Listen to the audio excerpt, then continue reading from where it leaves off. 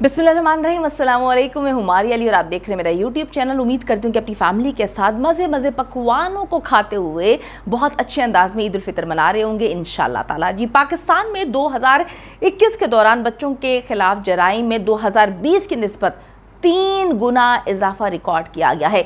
ये वीडियो बेहद इंपॉर्टेंट है हर पाकिस्तानी के लिए, हर उस शख्स के लिए जो साहिब औलाद है, अपने बच्चों से बहुत मोहब्बत करता है और चाहता है कि उसका बच्चा किसी भी किस्म के गिरोह का हिस्सा ना बने। जो दुआ ज़ारा के साथ हुआ, जिस तरह से उसके माँ बाप को इस वक्त तकलीफ से गुजरना पड़ा है, दुआ को खुद तकलीफ से गुजरना पड़ रहा है, अगर आप चाहते हैं कि आपके बच्चे इस तकलीफ से बच जाएँ, आप इस अज़ियत से बच जाएँ, तो इस वीडियो को आपने आखिर तक ज़रूर देखना है। तो मैं आपको बताती चलूँ कि जी, ये जराइम 2020 की निस्बत अब 2021 में बेपनाह इसमें इजाफा हुआ है।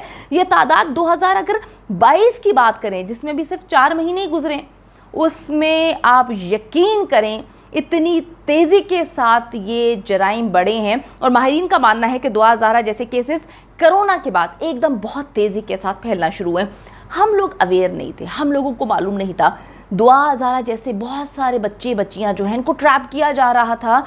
दुआ ट्रैप हो गई और भी पता नहीं कितने बच्चे बच्चियां ट्रैप हो चुके होंगे, हमें इसका अंदाज़ा बिल्कुल भी नहीं था।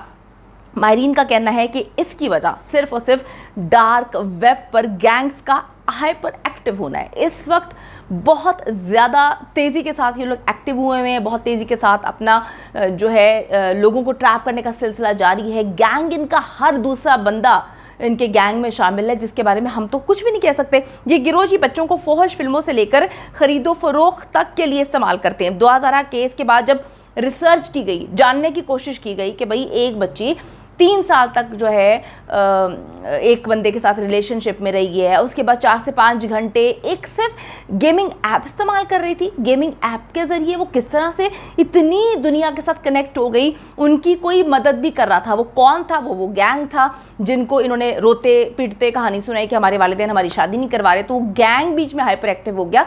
असल में ये जो वो गैंग था उसी का किया धरा था। अब जी, रिसर्च से हौलनाक इंकशाफात सामने आए हैं।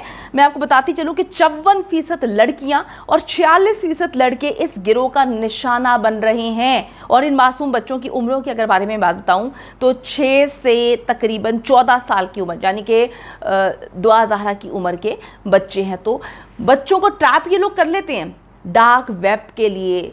इतने तहाशा ये जो इस वक्त चीज़ें एक्टिव हुई हैं, हमें तो पता भी नहीं है क्या क्या है, लेकिन ज़्यादातर सोचा जाता है कि डार्क वेब पे बच्चों को वहाँ पर लेकर जाके उनके साथ जो है अज़ियतनाक सलूक किया जाता है। दुआ ज़ारा की उम्र 14 साल है उसके माँ बाप के डॉक्यूमेंटेशन के मुताबिक, लेकिन जी ये जो गिरोह है ये इतना एक्टिव हुआ, उन्होंने बच्ची के दिमाग में ऐसा पता नहीं क्या भर दिया और फिर चीज़ें भी प्रोवाइड कर दी। पानी की तरह पैसा लगाया जा रहा है इस वक्त।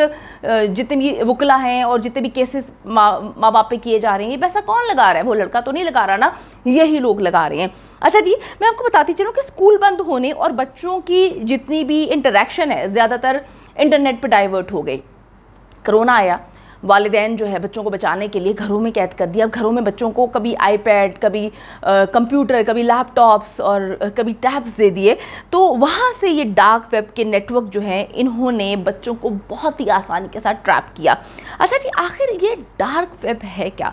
बहुत कम लोगों को इसके बारे में पता है। मेरे साथ मौजूद हैं जी साइबर सिक्योरिटी एनालिस्ट मियां उस्मान साहब, उनसे बात करते हैं, जानते हैं कि एग्जैक्टली डार्क वेब के थ्रू किस तरह से बच्चों को, मासूम बच्चों को ट्रैप किया जा रहा है।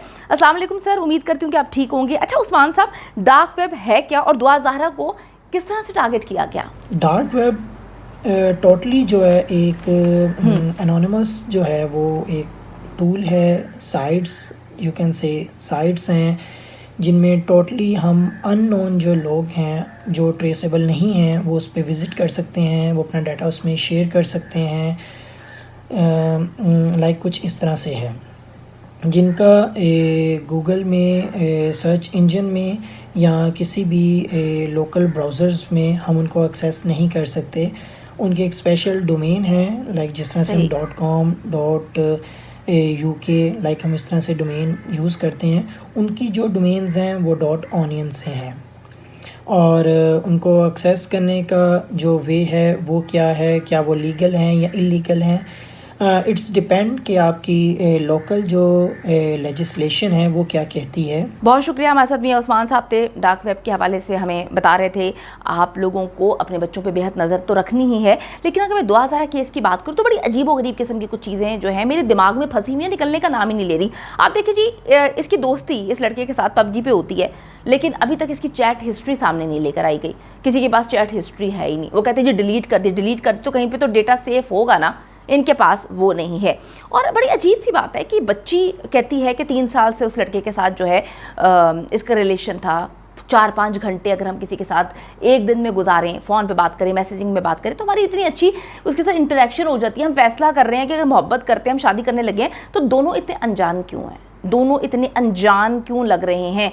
इनकी बॉडी लैंग्वेज अगर आप देखें, मैंने बहुत सारे साइकियाट्रिस्ट से बात की है, माहिर नफ्सियात से बात की है, वो कहते हैं जो इन दोनों का बॉडी लैंग्वेज है ना, वो इस तरफ इशारा कर रहा है कि ये दोनों कभी पहले बात इन्होंने की ही नहीं है, ना इनकी पहले बात हुई है। मतलब है कि दुआ ज़ारा है जिससे बात कर रही थी, वो पता नहीं वो कौन था, वो ज़हीर था भी या नहीं था, ये तो बिल्कुल भी नहीं पता। ज़हीर आया इस गैंग का हिस्सा है या ज़हीर को खुद ट्रैप किया गया है, तो ये इन्वेस्टिगेशन मुकम्मल तौर पे होनी चाहिए। और बड़ी अजीबोगरीब किस्म की बात है कि दुआ ज़ारा कंफर्टेबल नहीं लग रही ज़हीर के साथ। शादी हो गई है, 10 दिन तक दोनों एक साथ रहे हैं, कहाँ पे रहे हैं अल्लाह बेहतर जानता है, लेकिन साथ रहे हैं। उसके बाद आके मीडिया पर ये बोल रहे हैं, मतलब 10 दिन बहुत ज़्यादा होते हैं ना, 10 दिन से आप लोग साथ हैं, वो आपका शौहर है, आप कहती हैं मैंने उसके साथ रहना और कहीं पे जाना नहीं है, किसी और के साथ मैंने नहीं रहना, वालिदैन मुझे मारते पीटते हैं। तो फिर ज़हीर के साथ आप इतनी ऑकवर्ड फीलिंग क्यों शो करवा रही हैं इन फ्रंट ऑफ एवरीवन? अच्छा जी, अब मैं आपको ये बात बताती चलूँ कि एक और चीज़ बड़ी अजीबोगरीब किस्म की है कि लड़का जो है वो बहुत ज़्यादा वियर्ड है। लड़का अगर हम देखें तो उसका बैकग्राउंड बहुत मुतवस्सत तबके से उसका ताल्लुक़ है। लड़की की फैमिली से जब मेरी बात हुई थी तो उनकी जानिब से कहा गया था कि उन्होंने बच्ची को बहुत अच्छे हालात में रखा था, पैसे की इनके घर में कोई कमी नहीं है, इनकी पूरी फैमिली जो है वो मुल्क से बाहर है, इंग्लैंड में है दुआ की जो है 80% फैमिली।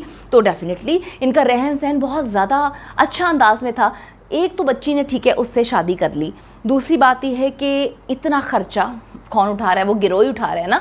उसके बाद वकील जो सामने आ रहा है, वकील केस पे केस ठोके जा रहा है दुआ ज़ारा के पेरेंट्स के ऊपर। ये भी बड़ी अजीब व गरीब सी बात है कि किस बिहाफ पर, मतलब कोई भी NGO बीच में नहीं आ रही, कोई भी चाइल्ड प्रोटेक्शन ब्यूरो बीच में नहीं आ रहा, कोई दारुल अमान तो इन्होंने कह दिया नहीं जाना, कोई बंदा बीच में आए तो सही ना। मतलब अब एक गिरोह के पास वो बच्ची है, दूसरा उसके पेरेंट्स डायरेक्टली एक गिरोह के साथ कानूनी जंग लड़ रहे हैं। कितनी अजीबोगरीब किस्म की ये सिचुएशन है कि मुझे समझ नहीं आ रही कि एक बच्ची को इस हद तक उसको डराया धमकाया हुआ है। वो रटी रटाई लाइंस जो हैं वो इन फ्रंट ऑफ कैमरा बोल रही है, उसके पास और कोई बात नहीं है। वो जज के सामने जाके, मजिस्ट्रेट के सामने जाके कहती है जी 2 SHOs जो हैं वो भी मुझे हिरासा कर रहे हैं, मेरे वालिद भी हिरासा कर रहे हैं।